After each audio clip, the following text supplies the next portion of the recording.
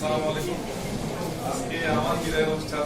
আজকে অনুষ্ঠানে আগত এবং উপস্থিত ছুটি সবাইকে আসসালামু আলাইকুম। আমরা এখানে যারা আছি পড়াশোনা করছি সবাই ছোটবেলায় যদি আমি তো বলছি আমার গলা দুই দিন পেয়েছি কেন ট্যাম ট্যাম লাগতেছে আমার মনে হচ্ছে। আমরা ছোটবেলায় সবাই রচনা লিখতাম যে এই লাইফ, সেটা বাংলায় হোক বা ইংলিশে হোক, জীবনের লক্ষ্য। সেখানে কম বেশি সবাই আমরা দেখতাম আমি ডাক্তার হবো, হয়ে আমার নিজ গ্রামে যাবো, নিজ এলাকায় যাবো, সেখানকার মানুষকে সাহায্য করবো। এটা আমাদের সবাই স্বপ্ন ছিল। তো আল্লাহ তাআলার কাছে অশেষ লাখ লাখ কোটি কোটি শুকরিয়া যে তাদের মধ্যে অনেকের মধ্যে আমার সেই স্বপ্নটা পূরণ হয়েছে। এবং আমার যখন বিসিএস কারেন্ট চলে গেলাম মুখে, আমাদের যখন বিসিএস পোস্টিং দেওয়া শুরু হলো তখন হুট করে দেওয়া হচ্ছে আমাদের 36 বিসিএস এ অল্প কয়েকজন 179 জন আমাদেরকে উপজেলা নিজ নিজ উপজেলায় পোস্টিং দেবে না, আমাদেরকে বাইরের উপজেলায় দেবে। তখন তো একটা দ্বিধাদ্বন্দ্বে পড়ে গেলাম যে আমি এতদিনের লালিত স্বপ্ন এটা কিভাবে নষ্ট হয়। এই সময়টাতে একেবারে আমাকে কান্ডারির ভূমিকা থেকে আমাকে যেভাবে বাঁচাইছেন, একজন মানুষের কৃতজ্ঞতা আমার প্রকাশ করতে হয়। সেটা হচ্ছে আমাদের সাবেক এমপি অধ্যাপক গোলাম মোস্তফা। উনি আমার সামনে ডিজিকে, আমাদের তৎকালীন ডিজি আবুল কালাম আজাদ স্যার ছিলেন তখন, ডিজিকে আমার সামনে ফোন দিয়ে বলল, প্রফেসর আজাদ, ওনার পরিচয় তোমার নাম্বার সেভ করা আছে, বলো আমার নাতি তোমার ঢাকা মেডিকেল থেকে পাস করা, খুব ভালো ছাত্র, তোমার এলাকায় এসে পোস্টিং, ওর নিজ এলাকায় পোস্টিং নিতে চায়। তো তখন ডিজি বললো, আমি শুনতেছি পাশে থেকে, ডিজি বললো যে পোস্টিং তো নিজ এলাকায় দেওয়া হচ্ছে না। তখন এমপি একটু চেতে গেল, বললো এটা তোমার মেডিকেলের ছোট ভাই আমার এলাকার সেবা করতে চায়, তোমার যদি মনে না চায় তুমি তাকে বান্দরবান চট্টগ্রাম যেখানে দাও, আমি কোনো কথা বলবো না। এবং পরবর্তীতে আমি খোঁজ নিলাম, খোঁজ নিতে এডিশনাল সেক্রেটারিকে, পরে আবার এমপি দিয়ে ফোন করা যখন শুনি যে ডিজি নিজ হাতে গিয়ে আমার পোস্টিংটা বসাই দিয়ে আসছে যে আমাদেরকে জলঢাকায় হয়। এবং সেই সময় আমরা দুইজন মাত্র নিজ এলাকায় পাই। একজন হচ্ছে স্বাস্থ্য মন্ত্রণালয়ের উপসচিবের ভাই শুভ্র, ডাক্তার শুভ্র, সে গোবিন্দগঞ্জে পোস্টিং পায়, আর আমি পাই এই জলঢাকায়। তো এই স্বপ্নটা আমার এইভাবে পূরণ হয়, ওনার প্রতি অনেক কৃতজ্ঞতা। এরপরে আসি, আপনারা যে প্রশংসাগুলো আমার করলেন, আসলে এই প্রশংসাগুলো আমি কোনোটাই আমি ইচ্ছা করে অর্জন করি, যে আমি এটার জন্য এটা চেষ্টা করেছি বা এটার জন্য আমি এই চেষ্টা করছি, এটা আমি কখনো করি।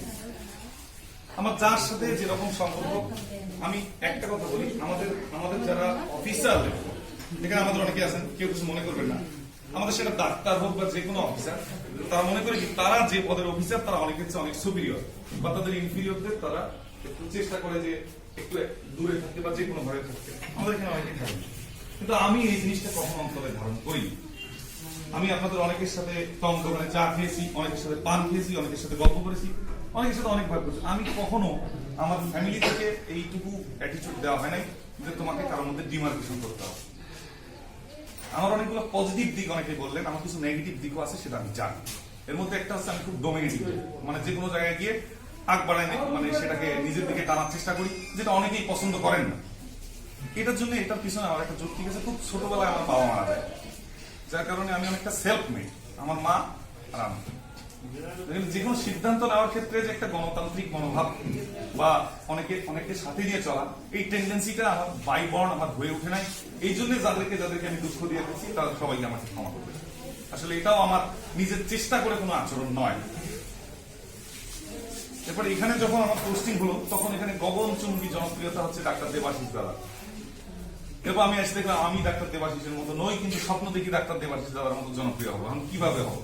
দেবাশিস দাদা মানুষের সাথে যেভাবে ঘুম থেকে ডেকে তুলে মানুষের সাথে মানুষের প্রেশার মাপে, মানুষের বাবা যেখানে পাচ্ছে, আমি আবার একটু যে না ডাক্তারিটা একটু কোয়ালিটি ফুল, বা উনিও তো কোয়ালিটি ডাক্তারি করতেন না এমন নয়, মানে আমি আমার মতন করে একটা স্ট্যান্ডার্ড ঠিক করতাম।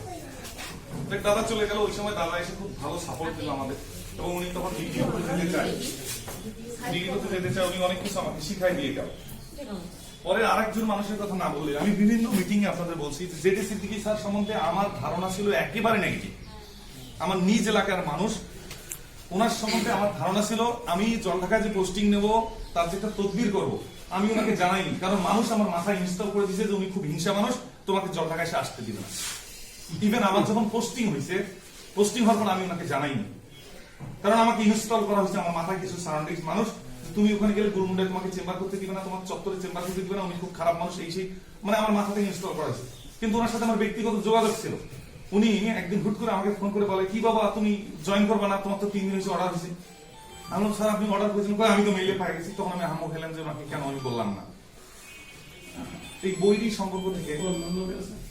সম্পর্ক থেকে ওনার সাথে আস্তে আস্তে এত সম্পর্ক হয়ে গেল যে আমি মনে করি যে আমার পরিবার, যারা পরিবার আছে তারা তো ভালো চাইবে, আমার পরিবারের পরে যদি এই পৃথিবীতে কেউ আমার জন্য খুব ভালো চায় উনি। তো ওনার সময় স্যার যখন ছিল তখন একটা সমস্যা ছিল, আমি কিন্তু কখনো কোনো কিছুকে ইনফ্লুয়েন্স করি বা স্যারকে আমি বলিও নি স্যার এটা করে। তখন অনেকে মনে করতো যে আমি সেকেন্ড হয়েছে, আমি ওপেন বলতেছি তখন সবাই মনে করতো যে আমি সেকেন্ড হয়েছে, যে আমি যা বলি স্যার তাই শুনি। কিন্তু অনেস্টলি স্পিকিং আমি স্যারকে কোনোদিন কোনো কিছুতে ইনফ্লুয়েন্স করিনি এবং উনি ফেলা করে। আমি কি চাইছি, আমি বলছি স্যার, আমি তখন আরেক দায়িত্ব ছিলাম, আমি বলছি স্যার উপরে হাসপাতালে বাথরুমগুলোর অবস্থা খুব খারাপ, পানি জমে থাকে। স্যার বললো কি করা যায়, তুমি বুদ্ধি বের করো, আমি টাকা দিচ্ছি। আমি সেগুলো বুদ্ধি বের করছি। একদিন আমি হাসপাতালে উঠে দেখি রুগীর লোক ডায়রিয়া, প্রচন্ড ডায়রিয়া, রুগীর লোক হাতে ধরে স্যালাইন ধরে আছে, স্যালাইনের কোনো স্ট্যান্ড নাই। স্যার বললাম স্যার এইভাবে তো চলে না। স্যার বললো বাবা তুমি কি করবা করো, আমি আসি, পিছন থেকে টাকা পয়সা আছে। তারপরে আমরা একটা লাগাইলাম কি একটা এখন যেটা ঝোলে তারটা, সেই তারটা লাগাইলাম, যে তার দিয়ে আমরা একটা ক্লিপ দিলাম। কিন্তু দুঃখজনক বিষয়, সেই ক্লিপ গুলা 10 দিনের মধ্যে মানুষ চুরি করে নিয়ে গেল। আবার একই সিনারিও শুরু হলো। তখন স্যার বলে বাবা বুদ্ধি তো ফেলেও কি করবো। তখন আমি বুদ্ধি করলাম যে একটা ফাইন করে যদি আমরা কিছুটা দিতে পারি যেটা সেরা যায় না সেটা দিই। এরকম অনেকগুলো কাজ করলাম। ডক্টরসদের রুমে কোনো লকার টকার কিছু ছিল না। আমি প্রথমে এসে দেখি যে ওষুধ কোম্পানিগুলো যে ভিজিট গুলো দিয়ে যায়, যে কোম্পানি ভিজিট দেয় বা ঔষধ দেয় চাইলে আমাদের ডাক্তাররা সেগুলো ফেলে থাকে, পরে কোনো একটা ডিফারেন্স যদি সেগুলো ব্যাগ দিয়ে বাসায় দেয়, সেটা আমার কাছে খুব অড মনে হলো। আমি স্যারকে বললাম স্যার আমরা একটা লকার বানাবো। আমি বিভিন্ন জায়গায় যে হসপিটালগুলোতে কাজ করছি সেখানে স্যার সাইড আমি একটা খুব সুন্দর লকার তৈরি করবো। এরপরে আমি দেখতাম যে মানুষ এসে মানে হাসপাতাল চত্বরে যে কোথাও বসবে, আমরা মানুষগুলোকে সেভাবে বসার কোনো ব্যবস্থা করে দিতে পারি। আবার স্যারের কাছে এখানে স্যার আমি একটা বুদ্ধি বের করছি, একটা কাজ করে দেন মানুষ বসার জন্য। স্যার তখন এই যে গাছের গোড়াগুলো রং, এই মানে গোড়াগুলো পাকা করা হলো, এই এগুলো তো। কিন্তু আমি কখনোই কোনো কিছু ইভেন এমএসভি যে নিয়োগ, সেই নিয়োগে আমি কিন্তু আমাকে থেকে বলছি মানে দূরে রাখছিলাম। আমি বলছি স্যার আমাকে এটাতে ইনভলভ করেন না, আমাকে ইনভলভ করলে যার চাকরি হয় হোক সবাই বলবে যে লিস্ট আমার মাধ্যমে আপনার কাছে গেছে এবং আপনি যে কটা চাকরি দিচ্ছেন সবগুলো আমি তাদের বলছি। হ্যাঁ আমি কিন্তু শেষ পর্যন্ত কোনো কিছুতে কোনো ইনভলভ ছিলাম না। এবং আমি নিজেও, কারণ আমাকে যারা যারা জায়গা দিচ্ছে আমি বলছি আমি গিয়ে নিজে চাকরি পাইনি বাবা, তাহলে কারণ চাকরির জায়গা আমি নিতে পারবো। এখন স্যারের প্রতি কৃতজ্ঞতা আসলে শেষ নাই। এরপর আসি আমার সময় যারা ছিল, প্রথমে যখন আসলাম তখন একটা সময় খুব ক্রাইসিস দেখা দিল। মেজবাহ হুট করে নীলফামারী মেডিকেলে চলে গেল। আমাদের এখানে ডাক্তার থাকলাম, আমি ডাক্তার আবু তাহের এবং ডাক্তার শারমিন আফরোজ। তো এই শেষ সময় এসে যদি আমি তাদের দুজনের নামে কিছু না বলি এটা আসলে বেইমানি হয়ে যায়। ডাক্তার আবু তাহের উনি ওনার একটাই দোষ, উনি হুট করে সিজার করতে যাইতেন, কিন্তু এছাড়া একটা মানুষের আর দোষ নাই। আমি কখনো যদি বাড়ি যেতাম বা কোথাও যেতাম, ভাই বাড়ি যেতে চাই, তো এটা তো কমা হয়ে গেলে আমাকে এইভাবে করে, এটা তো কমা হয়ে গেলে তুই নাই, আমি দায়িত্ব আছে। এরপরে তারপরেও তাহের ভাই তো মাঝে মাঝে ডিমলা যায়, মাঝে মাঝে নীলফামারী যায়, মাঝে মাঝে তোমার যায়, রাত্রেবেলা তাহের ভাই দিয়ে ভরসা পাওয়া যায়। এই রাত বেরাতের জন্য শারমিনকে বলতাম শারমিন আমি একটু গোলমুন্ডা যাচ্ছি, রাত্রেও যদি কোনো ঝামেলা হয় দেখিও। শারমিন হ্যাঁ আপনি আরাম হয়েছেন, আপনি গোলমুন্ডা যাবেন, তা তো হয় না। কিন্তু পরের দিন এসে যখন এসএসসির মধ্যে জিজ্ঞাসা করি যে কালকে রাত্রে কোনো ঝামেলা নিতে স্যার, ঝামেলা তো হয়েছে 3বার শারমিন ম্যাডাম আসে।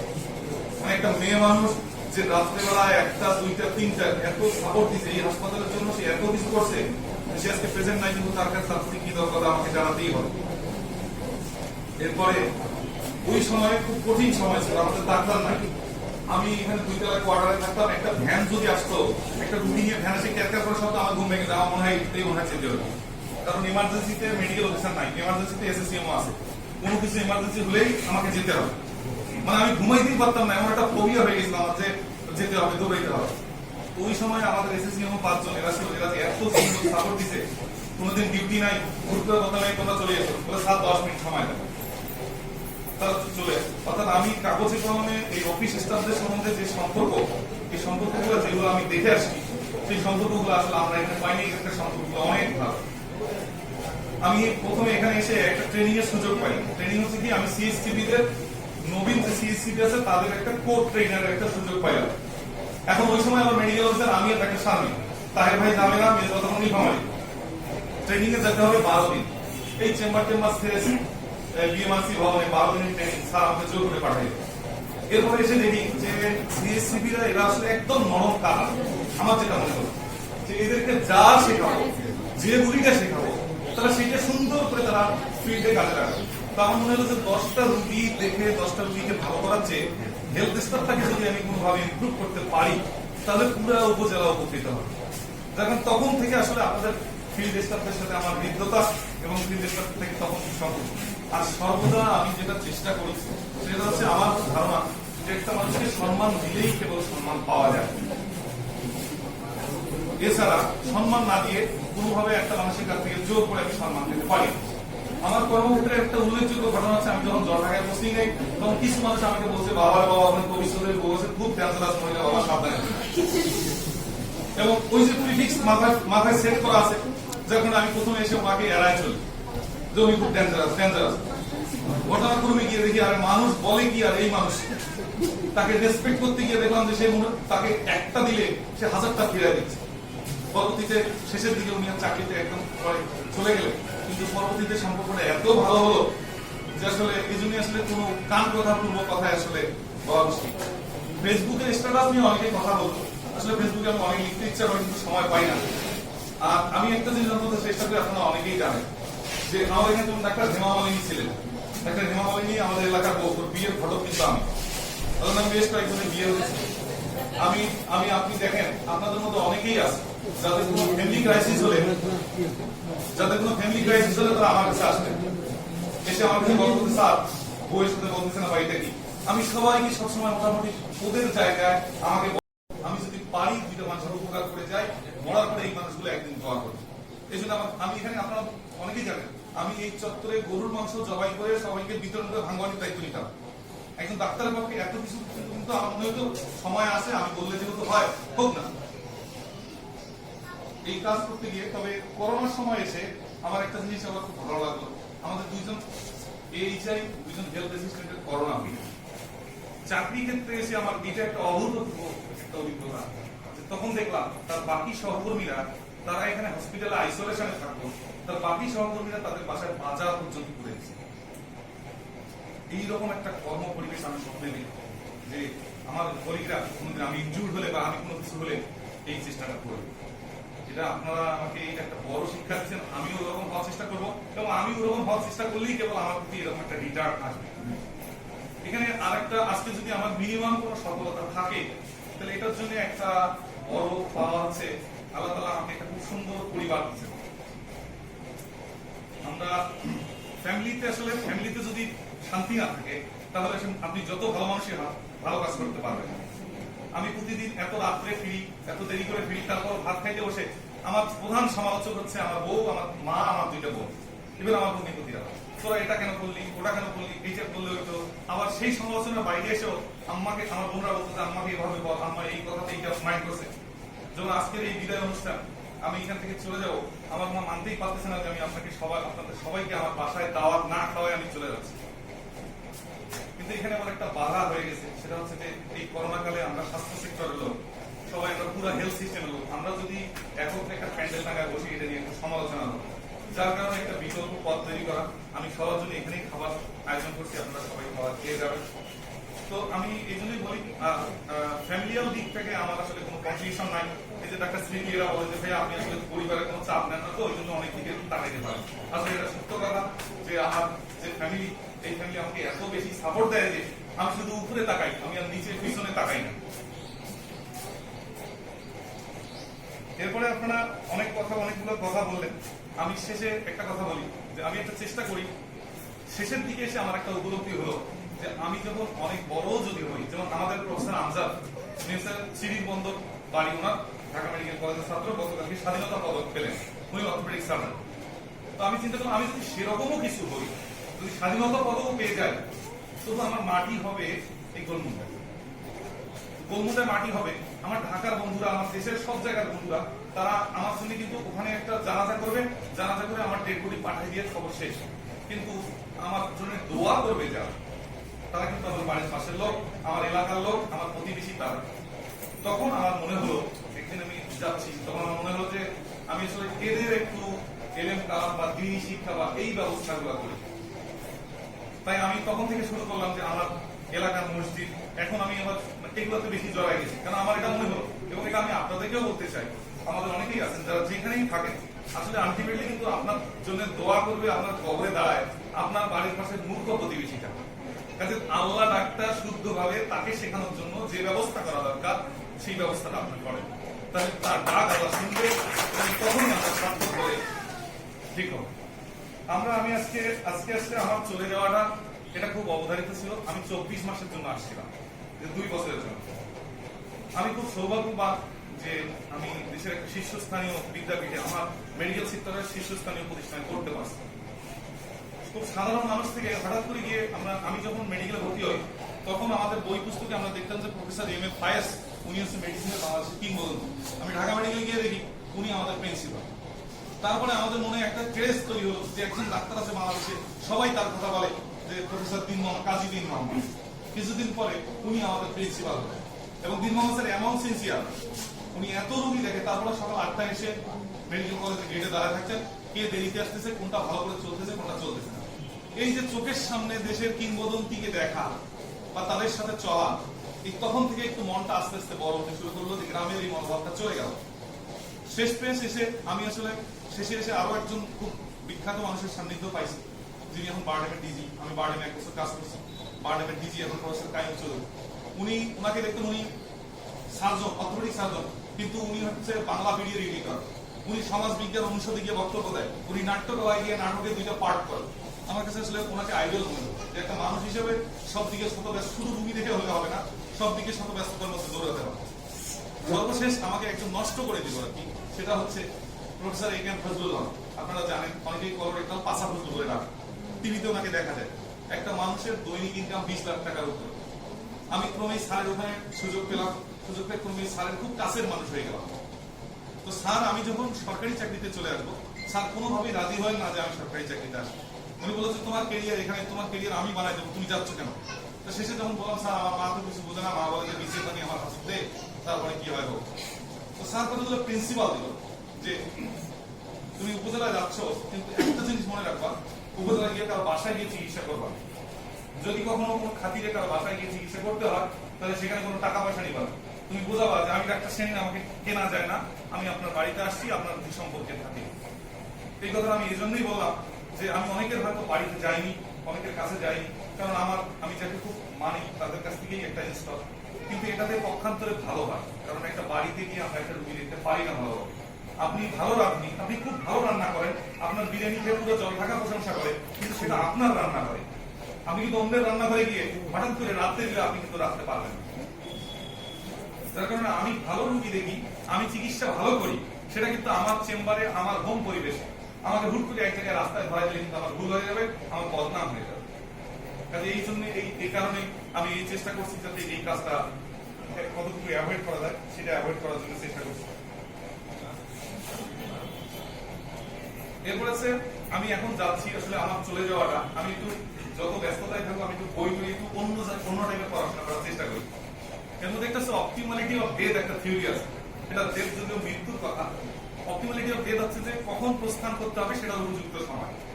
সেখানে বলা আছে আপনি যদি কোথাও যাবেন বলে প্রিভিক্স থাকে, তাহলে সর্বোচ্চ যখন চাহিদা থাকবে আপনি তখনই চলে যাবেন।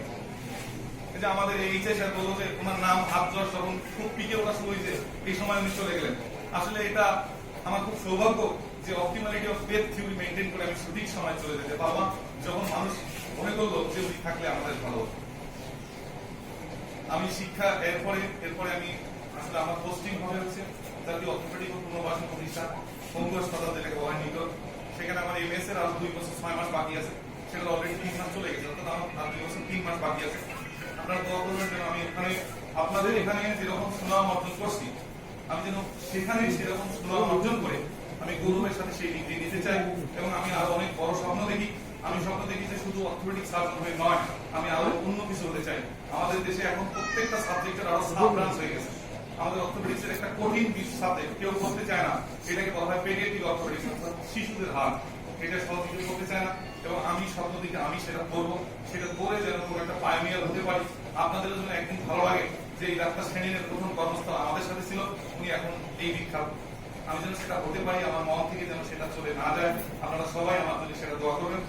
আর আমি একটা কথা বলি, আমাকে মাহবুব ভাই বললেন যে আমি ব্যবসা বাণিজ্য অনেক কিছু নিয়ে চিন্তা করি। আসলে উনি আমাকে মানে উনি আমার দেখা হচ্ছে মাহবুব ভাইয়ের কাছে, মানে যে আমাদের যত ডাক্তার আছে আমারও তো কিছুটা মেন্টাল সাপোর্টের প্রয়োজন হয়, যে এটা ভুল হচ্ছে, ওটা কি হচ্ছে, কি করি। আমি মাহবুব ভাইয়ের সাথে কথা বলতাম, মাহবুব ভাই বলতো ডক্টর আপনি এটা এটা এরকম করে দৌড়াইন না, আপনি দৌড়াইন না। আমি কিন্তু ওনার কথা শুনতাম এবং শুনি, ওনার সাথে আমার যোগাযোগ ভালো। তো আমার ব্যবসা আমার অনেকগুলো ব্যবসা আছে, এটা অনেকেই জানেন, অনেক জানেন না। এটার পিছনে আমার একটা যুক্তি হচ্ছে, একদিন আমার কাছে একটা রুগী আছে, ওই দিন আমার পকেটে টাকা ছিল, ওই বাচ্চাটার হাত যদি আমি প্লাস্টার করে দেই তাহলে আমি 1000 টাকা পাবো, যদি হাতটা প্লাস্টার করে না দেই তারপরও বাচ্চাটা ভালো হবে যদি শুধু ব্যাগ দিয়ে দিই। আমি প্রায় 10 মিনিটের মতো অন্তর্দ্বন্দ্বে ভুললাম যে আমি প্লাস্টারটা দেবো কি দেবো না। শেষমেশ আমি প্লাস্টার না দিয়ে ওই 1000 টাকার মায়া খুব কষ্ট করে ত্যাগ করে আমি রুগীটাকে এলবো ব্যাগ দিয়ে পাঠিয়ে দিই, রুগীটা পরে ভালো হয়। এবং ওই দিন রাত্রে আমি সিদ্ধান্ত নিই যে আসলে ডাক্তারিটা হবে উইথ এরিস্ট্রোবেসি, ডাক্তারিটা আসলে পেটের ক্ষুধার জন্য যেন আমার ডাক্তারি না হয়, আমার জন্য উপার্জনের একটা অন্য পথ থাকে, যাতে আমার কখনোই এইরকম রুগী থেকে 1 সেকেন্ডের জন্য মনে না হয় যে আমি এখান থেকে টাকা নিব কি নিব। এই মানসিকতা যেন আমার থাকে, আপনারা সবাই আমার জন্য দোয়া করবেন। আর জলঢাকা ছেড়ে একেবারেই যাচ্ছি না, অনেকগুলো মানুষ, আমার অনেকগুলো প্রার্থীর মধ্যে একটা প্রার্থী হচ্ছে মাঝখানে কয়েকদিন আগে একদিন সকালবেলা ঘুম থেকে আমার মা ডাকতেছে, দেখো অনেকগুলো মানুষ আছে, অনেকগুলো মানুষ গেছে তারা আমার মায়ের কাছে, যে তারা শুনতে চায় যে কার বরাবর আবেদন করলে আমার ভর্তি বাতিল হবে। তারা সিভিল সার্জনের কাছে যেতে চায় আমার ভর্তি অর্ডার বাতিল হোক। তাদের ধারণা 40-50 জন বয়স্ক মানুষ গিয়ে যদি সিভিল সার্জনকে বলে তাহলে সিভিল সার্জন এটা ইয়ে করতে বাধ্য হবে। এর মধ্যে 2 জন মুক্তিযোদ্ধা আছে, প্রায় মুক্তিযোদ্ধা আছে, আমরা আমার কথা শুনছি। তখন আমি তাদেরকে বোঝাইলাম যে আসলে এটা আমি নিজেরই চাওয়া, এটা আমার কাছে প্রাপ্তি মনে হয়েছে। তো এই প্রাপ্তিটা যেহেতু আপনারা এত ভালোবাসা দিচ্ছেন, এত আস্থা, এত ভরসা, কিন্তু আমারও তো কিছু দায়বদ্ধতা আছে। আমি চেষ্টা করবো, আমি জলঢাকায় আসার, আমি চেষ্টা করবো জলঢাকায় এসে রুগী দেখা। যেমন আমার গোলমুন্ডায় গতকালকে রাত্রে 12টা বাজে, তখনও আমার 16 জন রুগী বাকি। অর্থাৎ আমি এত রুগী আমার কাছে আসছে, শুধু এগুলো জলঢাকার মানুষ নয়, বহু দূর দূরান্ত থেকে আসছে। তো যতদূর পারি এদের জন্য দায়বদ্ধতা থেকে হলেও প্রতি বৃহস্পতিবার অন্তত আমি আসার চেষ্টা করবো, যে বৃহস্পতিবার এসে আমার নিজ এলাকায় বসার, শুক্রবার যদি পারি আমি জলঢাকায় বসবো। তো আমার অনেক ভুল ত্রুটি হয়, ভুল ত্রুটি হতে পারে, আমি ভুল ত্রুটি করছি, অনেকের সাথে অনেককে রাগ দেখাইছি, অনেকে অনেক কিছু বলছি, বিশেষ করে আমার সাথে যারা কাজ করছে আমার সিস্টাররা, আমি অনেককে রাগ দেখাইছি, এটা এভাবে হওয়া উচিত, এটা এভাবে হওয়া উচিত, এটা হচ্ছে না কেন। তো এই টাইপের যদি যারা কেউ কোনো কিছু মনোক্ষুণ্ণ করেন তাহলে আমাকে ক্ষমা করে দেবেন। আমি আজকে আরেকজন মানুষকে স্মরণ করতে চাই, সেটা হচ্ছে আমাদের যে অফিস সহায়ক ছিলেন মোহাম্মদ আলী। আমি ওনাকে কথা দিয়েছিলাম যে আমি আমার যদি বিদায় অনুষ্ঠান হয়, আমার বিদায় অনুষ্ঠানে আমি আপনার নাম নিব। অর্থাৎ আমার জন্ম 1989 সালে, আমি যেদিন এখানে পোস্টিং এ আসি প্রথম দিন, উনি আমাকে একটা কাপে চা খাইতে দিলেন, দিয়ে কাপে চা খাইতে দিলেন, কথা শুনে উনি বললেন, স্যার আপনার জন্মের সালের কাপ এটা আমি আগে রাখছি, তখন থেকে এটা চলতেছে। কারণ একটা মানুষের কি পরিমাণ কর্মনিষ্ঠা থাকলে 1989 সালের একটা কাপ 2018 সালে এসে সেটাতে চা খাওয়ার যোগ্য থাকে। আমি আসলে তাদের মতন মানুষ হইতে চাই। আপনারা দোয়া করবেন, সবাই ভালো থাকবেন। আসসালামু আলাইকুম।